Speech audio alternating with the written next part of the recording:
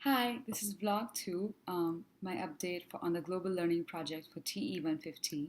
This was technically my first interaction with Kayla, my project partner. However, she was the host and I was a guest in this first interaction.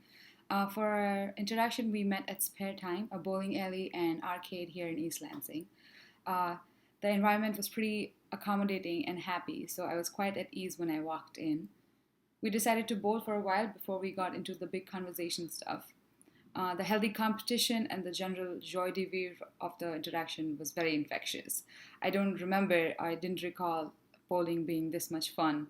However, in retrospect, it might have just been the company. My expectation for the interaction was limited to a good time and an informative chat. However, the conversation that flowed was far more interesting and intriguing than my expectation. We chatted about general differences in the cultural norms and upbringings in our cultures.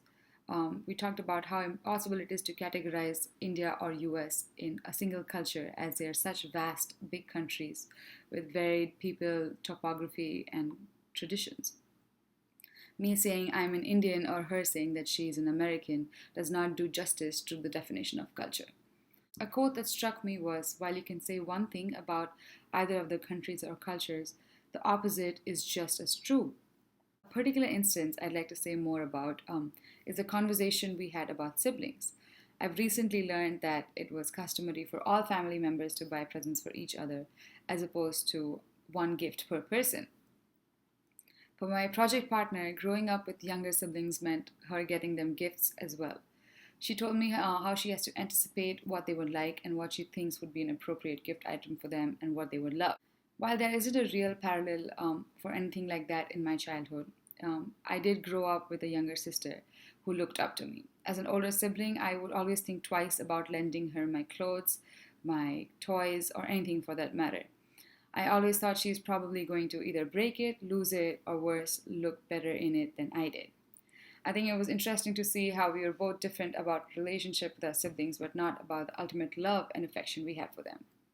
I am now convinced after my interaction with Kayla that any stereotypes that I hold in my mind are a result of cognitive processes and not something that I actually believe in or place value in. Our interaction turned out to be an intellectual conversation which led to self reflection and me learning more about myself, learning through differences and similarities between me and Kayla. One of the most positive feelings at the interaction was the bowling match we had. It was fun and funny at the same time. It was also one of the best icebreakers I've had in my 4 years of orientations, meetings, study groups, and whatnots.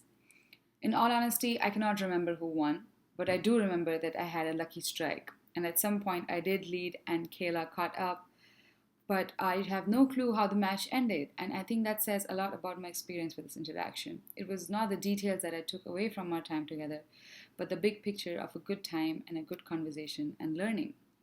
For our next interaction, I will be hosting Kayla, and I'll keep you updated with vlog 3. See ya!